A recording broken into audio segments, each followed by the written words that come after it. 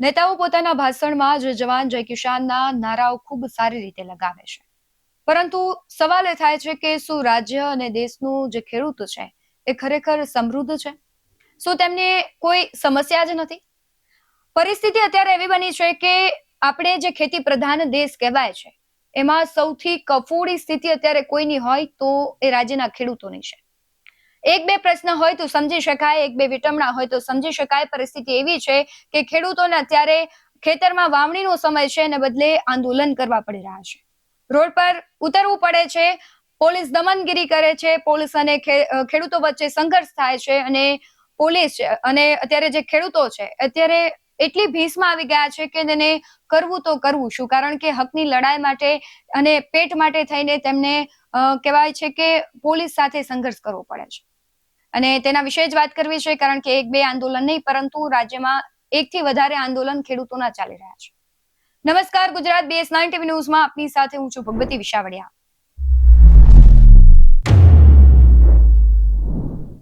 છેલ્લા કેટલાય સમયથી ખેડૂતો છે આંદોલન કરી રહ્યા છે. વીજ લાઈનનો પ્રશ્ન હોય કે ગેસ લાઈનનો પ્રશ્ન હોય, કચ્છના વાંઢિયાથી લઈને સુરેન્દ્રનગરનું કોંઢ હોય, મોરબીનું જેતપર હોય કે દ્વારકા કેમ ન હોય, ખેડૂતો સતત આંદોલન કરી રહ્યા છે. અત્યારે દ્વારકામાં છેલ્લા 2 થી 3 દિવસથી આપણે જોઈ રહ્યા છે કે ખેડૂતો છે આંદોલન પર ઉતર્યા છે, કારણ કે તેમના ખેતરમાં ઉભો પાક છે અને તેની વચ્ચે ગેસ લાઈન નાખવામાં આવી રહી છે. કોઈ પણ પ્રકારની મંજૂરી વિના, કોઈ પણ પ્રકારની વળતરની છે તે માંગ કે તેની ચોખવટ કર્યા વિના અત્યારે છે તેના ખેતરમાં છે તે જેસીબી ફરી રહ્યા છે.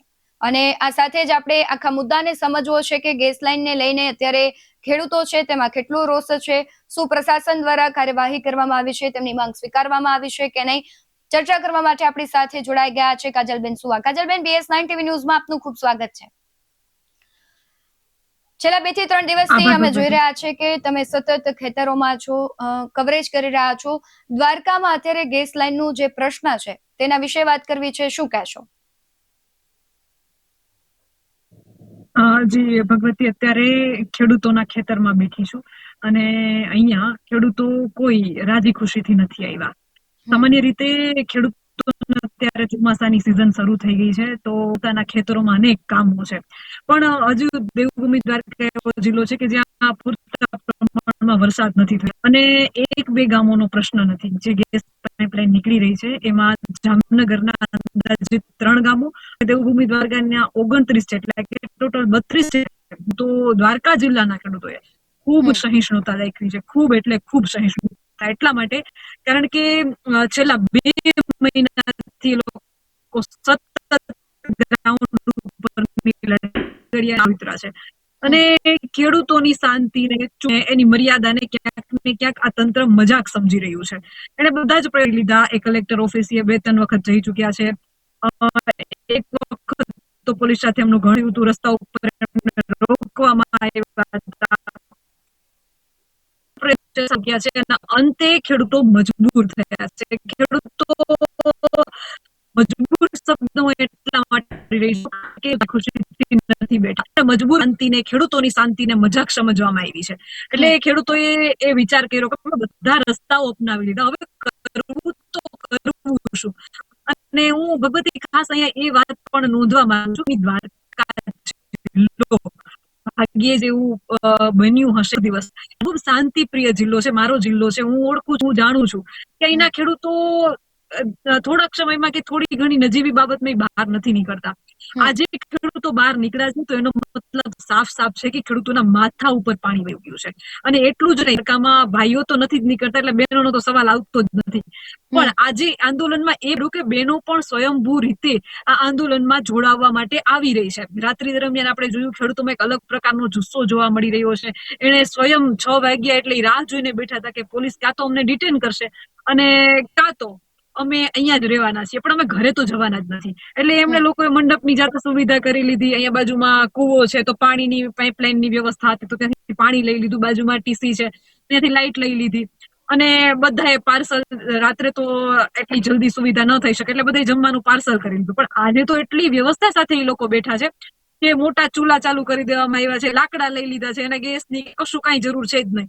એને પથ્થરો રાખીને લાકડા પ્રગટાવીને આજે મસ્ત એવા જમવાનું બનાવી લીધું છે.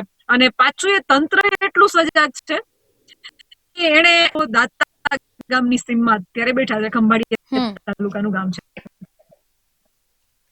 તો કામ જે છે તે આરાચળ માંડા ગામ ખેડૂતો એમ કોઈ આંદોલન કરવા જઈએ કે વિરોધ કરવા જઈએ તો તંત્ર એમ કે છે કે તમે પરમિશન લીધેલી છે. જેમ આપણે કહ્યું કે પરમિશન નથી રેલીની આ તે, તો ખેડૂતોએ વિચાર કર્યો કે હવે આ તો અમારું પોતાનું જ ખેતર છે, અહીંયા પરમિશન લેવી. હમ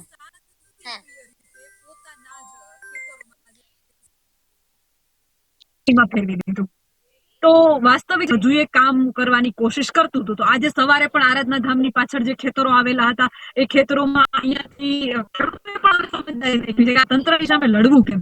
તો પોતાની છાવણી પણ ન વિકાય અને જે કામ ચાલી રહ્યું છે એ રોકવા માટે થોડાક ખેડૂતો અહીંયા છાવણીમાં દાતા ગામની સીમમાં બેઠા અને અહીંયાથી થોડાક ગયા માંડા જઈ અને ત્યાં જે ટ્રક પાઇપલાઇન ભરીને આવ્યા હતા. અને તમને એ પણ જણાવું ભગવતી કે તમે જોવું ને તો તમને એટલું દુઃખ થાય કે 2 મહિનાની અહીંયા બાજુમાં સિંહણ ડેમ છે, તો આ બધા પાણીવાળી જમીનો છે.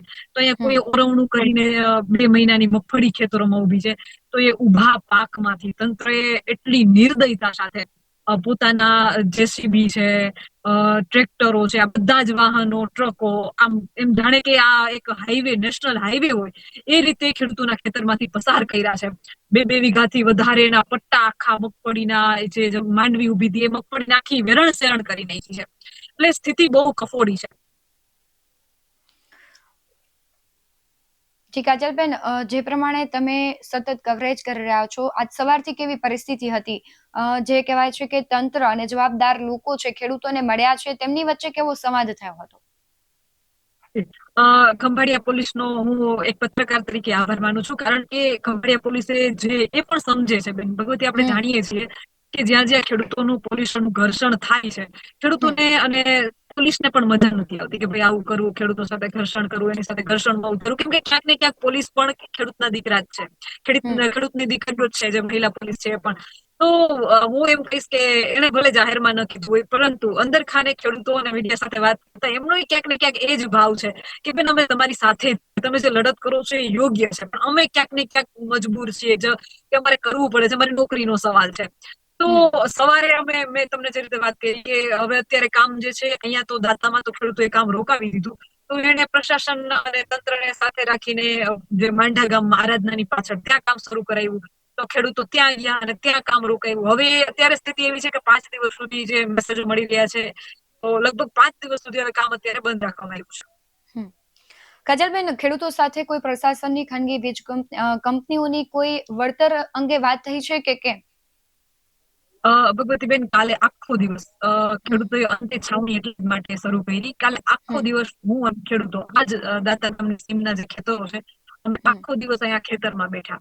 તો એક પટેલ સાહેબ કરીને હતા જે કંપની તરફથી વાતચીત કરવા માટે આવ્યા હતા. તો ખેડૂતો એવું કહી રહ્યા હતા, અને મારા વિડીયોના માધ્યમથી પણ તમે જોઈ શકો છો કે અમારે પટેલ સાહેબ સાથે કોઈ વાત જ નથી કરવી, કેમ કે દલીલ વળીને એક જ વાત ઉપર આવે છે. ખેડૂતો એમ કહી રહ્યા છે કે જ્યાં સુધી વળતરનો યોગ્ય નિર્ણય ન આવે ત્યાં સુધી તમારે કામ કરવું જોઈએ નહીં. અને ક્યાંક ને ક્યાંક એની વાત યોગ્ય પણ છે કે જો એ લોકો એવું કહે છે કે અમે તમને વળતરની ક્યાં ના પાડીએ છીએ, કંપનીનું એવું કેવું છે અમે વળતર તમને આપશું જ. તો વાત એમ છે કે જે લોકો અત્યારે લેખિતમાં આપવા તૈયાર નથી, કદાચ પાઇપલાઇન પસાર થઈ જાય તો શું એ લોકો વળતર આપશે? અને જેટલું ખેડૂતોના માટે યોગ્ય છે એટલું વળતર આપશે. તો ખેડૂતને લેખિતમાં જ્યાં સુધી આપવામાં ન આવે ત્યાં સુધી કામ કઈ રીતે શરૂ કરી શકાય? બીજું કે કેટલાય એવા ખેડૂતો છે એમને નોટિસે નથી મળી. કંપની વાત કરવા ચોક્કસ આવે છે, આપણે નકારી ન શકીએ. પટેલ સાહેબ આખો દિવસ અહીંયા, પટેલ સાહેબ હતા, નાયબ કલેક્ટર જે હમણાં બન્યા છે, મામલતદાર અહીંયા ખંભાળિયાના જે છે, એ આખો દિવસ અહીંયા ખેડૂતોની સાથે, એમણે પણ જમ્યું નહોતું, ખેડૂતોએ આખો દિવસ નથી જમ્યું. પણ આખું ગોળ ગોળ ફરીને વાત ત્યાં જ આવે કે એ લોકો લેખિતમાં આપતા નથી. ખેડૂતોની વાત એટલી છે કે અમને લેખિતમાં આપો, પેલા અમારું વળતર નક્કી કરો અને પછી અમારા ખેતરોમાં આવો, ત્યાં સુધી કામ અટકાવવામાં આવે. કાજલબેન, એ પણ સમજવું છે કે તમે સતત આંદોલન જે કવરેજ કરતા હોય, વીજ લાઇનનું આંદોલન છે, અત્યારે ગેસ લાઇનનું છે, ખેડૂતો છે, શું તેમને સતત આંદોલન જ કરવાના રહેશે પોતાની માંગોને લઈને, હકને લઈને? જી ભગવતી, અહીંયા એક પોઈન્ટ હું એ પણ ઉમેરીશ. દિલ્હીમાં જંતર મંતર ખાતે આપણે સૌએ હમણાં જોયું છે, ઘટના બની છે. તો એક રીતે તમે એ વિચારો કે કોઈ પણ માણસ જે અવાજ ઉઠાવે છે એને પેલા પોતાને ભારતનો નાગરિક સાબિત કરવો પડી રહ્યો છે કે હું ભારતનો નાગરિક છું. નહીતર જે અવાજ ઉઠાવે છે એને ક્યાંક ને ક્યાંક ટેરરિસ્ટ આતંકવાદી ઘોષિત કરી દેવામાં આવે છે. આ સ્થિતિ છે અત્યારે, ભારતની સ્થિતિ અત્યારે એવી છે. સોનમ વાંગચુકના કેસમાં આપણે જોયું કે જે સોનમ વાંગચુકને બધા આતંકવાદી, ટેરરિસ્ટ ને એજન્ટ ને જે શબ્દોથી બોલાવતા હતા, અને એ જ સોનમ વાંગચુક રાતોરાત પછી દેશભક્ત કઈ રીતે બની ગયા. એના માટે પોસ્ટો મૂકવામાં આવી, એને અનશન તોડવા માટે એમને જ્યુસ પીવડાવવામાં આવ્યું. તો આ કઈ પ્રકારની રાજનીતિ છે? વિદ્યાર્થીઓ જે પ્રોટેસ્ટ કરી રહ્યા હતા દિલ્હી જંતર મંતર ખાતે, એમના ઉપર લાઠીઓ વરસાવવામાં આવી, પેલેટ ગન ચલાવવામાં આવી, AK-47 ચલાવવામાં આવી બિહારમાં. તો આ બધી જે સ્થિતિઓ છે, તો હવે એવું લાગે છે કે જનતાને અવાજ, અને હું તો એમ કહું છું કે ગુજરાતના ખેડૂતોમાં ગજબની સહનશક્તિ છે. ગજબની સહનશક્તિ. હજી સુધી આપણે ક્યાંય એવું નથી જોયું કે પોલીસ સાથે ઘર્ષણ કરતા ખેડૂતોએ પોલીસને વળતો જવાબ આપ્યો હોય, કે ક્યાંય આપણે એવું નથી જોયું કે ખેડૂતોએ એમ કીધું હોય કે અમારે કૃષિ મંત્રીનું રાજીનામું જોઈએ છે. એ તમે પણ જાણો છો ને હું પણ જાણું છું. જે રીતે દિલ્હી જંતર મંતર ખાતે થયું, તો આટલા દિવસમાં જે રાજીનામું માંગવામાં આવ્યું છે અને આપવું પણ પડ્યું છે. ગુજરાતના ખેડૂતોની આ મહાનતા છે કે એ કૃષિ મંત્રી અને ઉર્જા મંત્રીનું રાજીનામું નથી માંગી રહ્યા. તો ખેડૂતોની આ શાંતિને મૂર્ખામી સમજવામાં ન આવે. અને દેવભૂમિ દ્વારકા જિલ્લો આટલો મર્યાદાવાળો જિલ્લો છે. મેં પેલા કીધું છે, મારા વિડીયોમાં પણ કહું છું કે અહીંયા આંદોલન નથી થતા, કેમ કે આ લોકો શાંતિમાં માનવા વાળા છે. પણ પાણી માથાની ઉપર વહી ગયું છે, એટલે ખેડૂતો હવે મજબૂર થયા છે. અને તમે જે રીતે વાત કરી હતી કે આંદોલન કરવાની, તો મેં પહેલા કીધું ને, ખેડૂતોને શોખ નથી ભગવતી. હવે ગુજરાતના અને ભારતના ખૂણે ખૂણેથી આંદોલનો ચાલે છે. તો તંત્રએ, પ્રશાસને, સત્તાકીય પાર્ટીએ સમજવાની જરૂર છે કે આંદોલન કરતા, એક કે જ્યાં જંતર મંતરમાં આંદોલન કરતા વિદ્યાર્થીઓ આતંકવાદી હતા, અને ગુજરાતમાં અત્યારે ખંભાળિયામાં દ્વારકાના જે ખેડૂતો બેઠા છે એ પણ આતંકવાદી નથી. અને અહીંયા વિશેષ વાત એ પણ ઉમેરવા માંગુ છું કે અહીંયા વિપક્ષ જે છે એને પણ બહુ સમજદારીથી ગઈકાલે કામ લીધું છે. અહીંયા જ્યાં હું બેઠી છું, જ્યાં ખેતરમાં આંદોલન ચાલે છે, ત્યાં પાલભાઈ આંબલિયા કે જે કોંગ્રેસ સાથે જોડાયેલા છે, અને રામભાઈ કરીને છે જે ખંભાળિયાના સ્થાનિક નેતા છે. આ બંને નેતા અહીંયા ખેડૂતોએ એવું કીધું કે આ આંદોલનને મારે બિનરાજકીય રાખવું છે, કારણ કે ક્યાંક ને ક્યાંક સત્તાકીય પાર્ટીઓ પાસેથી પછી એવા પણ દાવા થાય કે વિપક્ષ ખેડૂતોને ઉશ્કેરે છે. તો ખેડૂતો શાંતિના માર્ગે, ગાંધી ચિંધ્યા માર્ગે આંદોલન કરવા ઈચ્છતા હતા. તો પાલભાઈ અને રામભાઈ આપમાંથી હતા, એ બંને પક્ષે સમજ્યું કે ખેડૂતો ઈચ્છે છે કે બિનરાજકીય રહીએ, તો અમે ખેડૂતોને સપોર્ટ કરશું, અમે અહીં આંદોલનમાં નહીં આવીએ. તો એમણે પણ સમજદારી દાખવી છે. તો વિપક્ષ એટલી સમજદારી દાખવે છે, તો હવે સત્તાકીય પાર્ટી એટલું જરૂરથી સમજવું જોઈએ કે ગુજરાતના જે આંદોલનો રાફડો ફાટ્યો છે, ખૂણે ખૂણે ગુજરાતમાં આંદોલન થઈ રહ્યા છે. અને બીજી વાત એ કે અહીંયા થોડાક ટાઈમ પહેલા ધોળકામાં આ જ લાઈન GSPL, આ જ ગેસની કંપની જે પાઇપલાઇન પસાર કરી રહી છે અમદાવાદ ધોળકા ખાતેથી, તો ત્યાં કામ અટકી શકે, તો દેવભૂમિ દ્વારકામાં કેમ ના અટકી શકે? કેમ દેવભૂમિ દ્વારકાના ખેડૂતો આંદોલનો નથી કરતા? એટલે શું અહીંયા દાદાગીરી ચલાવવાની? અને આંદોલનો, અને તમે ગમે એટલું કરો તો સરકારને શું એવી ટેવ પડી ગઈ કે અમે આંદોલનો કરીએ, ખુલીને બહાર આવીએ, વિરોધો કરીએ, પછી તમે મારી વાત સાંભળો, પછી એ સરકાર જાગે. તો આ તદ્દન ખોટું છે. અને હું એટલું ચોક્કસ કહેવા માંગીશ કે મારો જિલ્લો છે, હું આ જિલ્લાની તાસીર જાણું છું. હવે ત્યાં ખેડૂતો બેઠા છે અને પૂરી તૈયારી સાથે બેઠા છે. જ્યાં સુધી કામ નહીં અટકે ત્યાં સુધી મને નથી લાગતું કે આ ખેડૂતો ઉભા થશે. કજલબેન, ખેડૂતો એવી પણ વાત કરી રહ્યા છે કે અમારા ખેતરમાંથી આ ગેસ લાઈન પસાર કરવાની જરૂર જ નથી. સરકાર પાસે અને ખાનગી જે કંપનીઓ છે તેમની પાસે એવી જમણ પડતર પડી છે, પરંતુ એમાંથી નથી કાઢવામાં આવતી, અને આ ખેતરમાંથી જ શું કામ કાઢવામાં આવે છે? ભગવતી, અહીંયા દેવભૂમિ દ્વારકા જિલ્લો આપ સૌ જાણો છો. નકશો ખોલીને જોઈએ કે દરિયાનો પટ્ટો મોટો અમારે કાઠી વિસ્તાર છે. કાઠી વિસ્તારમાં મોટો દરિયાનો પટ્ટો છે. તો ત્યાંથી એની પાસે વિકલ્પ છે. બીજું કે અહીંથી હાઈવે નીકળે છે, અહીંથી ખૂબ નજીક હાઈવે છે, તો તમે હાઈવે માંથી પાઇપલાઇન પસાર કરી શકો. બીજું કે હું કદાચ નામ ન ભૂલતી હોઉં તો કઈ કંપની આપણે કરીએ પાઇપલાઇન સિવાયની? GSPL અત્યારે જે પાઇપલાઇન નીકળી રહી છે એના સિવાયની ક્રેન ઇન્ડિયા કરીને એક કંપની છે કે જેની પાઇપલાઇન અહીંયાથી ઓલરેડી આ જ ખેતરોમાંથી નીકળી ચૂકેલી છે. અંદાજિત 10-12 વર્ષની વાત છે કે ત્યારે આ જ પાઇપલાઇન ક્રેન ઇન્ડિયાની આ જ ખેતરોમાંથી, આ જ પટ્ટામાંથી, જે વિસ્તારમાંથી અત્યારે નીકળે છે, ત્યાંથી નીકળી છે. તો હવે થયું એવું કે આરાધના ધામ જ્યાંથી આજે માંડગામમાં કામ ચાલુ કરવામાં આવ્યું હતું, તો ત્યાં જ ક્રેન ઇન્ડિયાની પાઇપલાઇન અને આ પાઇપલાઇનનું બેનું ક્રોસિંગ હતું ત્યાં. તો ક્રેન ઇન્ડિયાના અધિકારીઓ આવી અને એમ કીધું GSPL ને કે તમે આ કામ બંધ કરી દો. હવે સામે કંપનીઓનો ટકરાવ છે. એક પાઇપલાઇન ઓલરેડી નીકળી રહી છે, તો બીજી કઈ રીતે આમાંથી તમે કાઢી શકો? અને હમ એક જ નંબરના ખેડૂતો, આમ કેટલા ખેડૂતો એવા છે કે એક જ નંબરમાંથી 2 પાઇપલાઈનો નીકળે છે. એને કેટલું નુકસાન તમે વિચાર કરો. એની જમીનમાં એક નહીં બે પાઇપલાઈનો, અને બીજું હમ આ પાઇપલાઈનો પસાર થાય એના જ બાજુના જ ખેતરમાં બિન ખેતી કરેલું. અને તમને જાણીને એ પણ નવાઈ લાગશે કે અત્યારે આંદોલનની છાવણી છે અને જે માંડા ગામમાં જે છે પાઇપલાઈન પસાર થઈ રહી છે ત્યાંથી માત્ર 1 કિલોમીટરથી એસઆર કંપનીનો પ્લાન્ટ આવેલો છે. માત્ર 1 કિલોમીટરની અંદર. હમ હવે તમે સમજો, એસઆર છે, રિલાયન્સ છે, નારા છે, આવી કંપનીઓના જ્યાં પ્લાન્ટ આવેલા હોય એ જમીનના ભાવ કેટલા હોય? કેમ કે ભવિષ્યમાં એ જમીન બિનખેતીમાં જવાની જ છે. હમ તો એવી મહામૂલી કરોડોની કિંમતની જમીન હવે ત્યાંથી પાઇપલાઈન કાઢવામાં આવે એટલે એ જે જમીન છે એમાં તમે બિનખેતી ના કરી શકો. હમ અને તમે વળતરની વાત કરો તો તમે વળતરની જે રીતે વાત કરી, તમે વધીને કેટલું વળતર આપશો? હાલો માની લે કે લાખ રૂપિયા વળતર આપો, તો એ જમીનનો જેનો ભાવ કરોડોમાં, લાખોમાં, 50 લાખ, 60 લાખ, કરોડ બોલે છે, એને તમે હમ 1 લાખ રૂપિયા દઈને બેસી જશો. અને પાછું બીજું એવું કે કાલે મને વાતચીતમાં જો હું ખોટી ન હોઉં અથવા મારી માહિતી ખોટી ન હોય તો, અને જ્યાં હમ સુધી જાણવા મળ્યું છે ત્યાં સુધી, કે એક ખેતરમાંથી જે પાઇપલાઇનની ઊંડાઈ જે છે 1 મીટર કે એટલું જ કંઈક સમથિંગ એટલું જ રાખવામાં આવે છે, 1 મીટરની ઊંડાઈ જેટલું. તો હમ હવે ખેડૂત જયારે ખેતી કરે, ખેડ કરે, હમ પંચ્યા કે રાત કે ડીશ ચલાવે કે લોટાવેટર આંકવામાં આવે, તો એ તો હમ ખેડ ઊંડાણથી કરવામાં આવતી હોય. ત્યારે હવે હમ એ ખેડૂતોને ઊંડાણથી ખેડ કેમ કરવી?